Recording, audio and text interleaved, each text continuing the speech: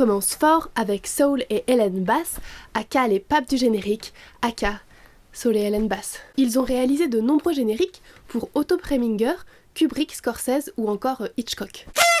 Pas mal. Avant eux, les génériques avaient une valeur purement informative et légale, et ils ennuyaient d'ailleurs tellement les spectateurs que les projectionnistes avaient pris l'habitude de zapper complètement ces pauvres génériques. Et voilà que Saul et Ellen Bass arrivent. Leurs génériques sont très remarqués car en plus de leur qualité artistique, ils parviennent à évoquer de façon métaphorique l'histoire et à plonger le spectateur dans l'atmosphère du film. Prenons West Side Story par exemple. Dans le générique final, les deux graphistes créent une sorte de synthèse de l'univers du film en allant explorer les murs et les décors qui ont servi pour West Side Story. Surtout, Saul et Ellen Bass tirent parti des graffitis très liés à New York dans les années 60 où s'ancre le film. Ainsi, pendant que la caméra explore ces murs qui ont servi pendant le tournage, on découvre parmi les graffitis les noms des professionnels qui ont travaillé sur le film, écrits à même la pierre.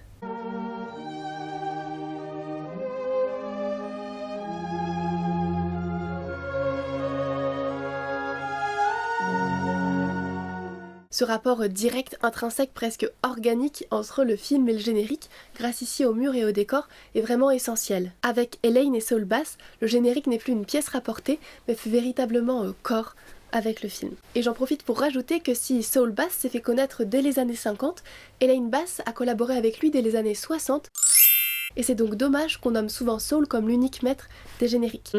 Ils sont deux.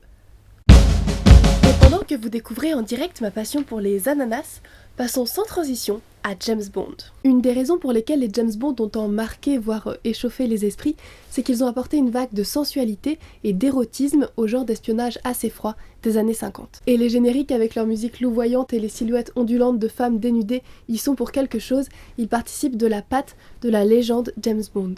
Alors avec 24 films, 24 génériques, je ne savais que choisir, mais il y en a quand même un qui se distingue particulièrement, c'est celui de Casino Royale de Martin Campbell sorti en 2006, car c'est le seul, oui le seul, qui ne présente pas de corps ou de silhouettes de femmes dénudées. If you take life, do you know what you give? Odds are you won't like what it is. When the storm arrives, would you be seen with me by the merciless eyes of deceit? Et ce n'est pas un hasard, car Casino Royale est certainement le James Bond qui interroge le plus les stéréotypes de genre associés à l'univers machiste, disons-le, de James Bond. Le corps d'Eva Green, qui incarne Vesper, le personnage central de Casino Royale, est beaucoup moins sexualisé que ne l'est généralement le corps des James Bond Girls. Lors de sa première apparition, elle porte un costume masculin cadré au-dessus de la poitrine et les scènes de sexe avec James Bond sont vraiment très allusives. L'omniprésence des cartes au générique annonce que le combat central du film ne repose pas sur les gros muscles de Daniel Craig, désolé Danny, même sur les M, mais bien sur une partie de cartes au casino, mais oui, qui opposera James Bond à son ennemi le chiffre. Ah non, pardon. Et on finit en beauté avec une perle complètement kitsch qui donne la pêche. Si je vous dis Hugh Grant, Wham et déhanché de folie, le générique du comeback, bien sûr.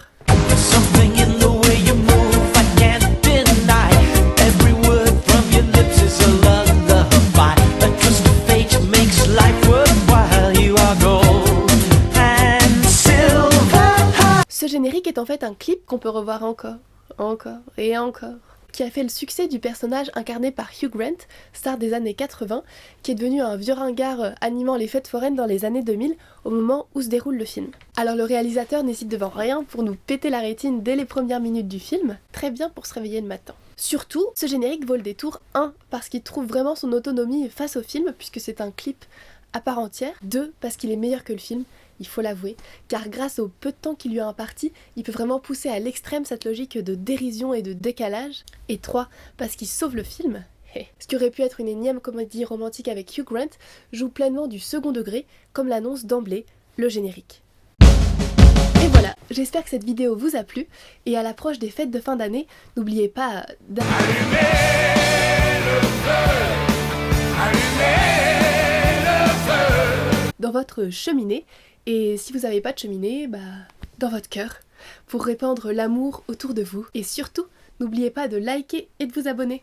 si vous voulez plein d'ananas. Allez, à très vite.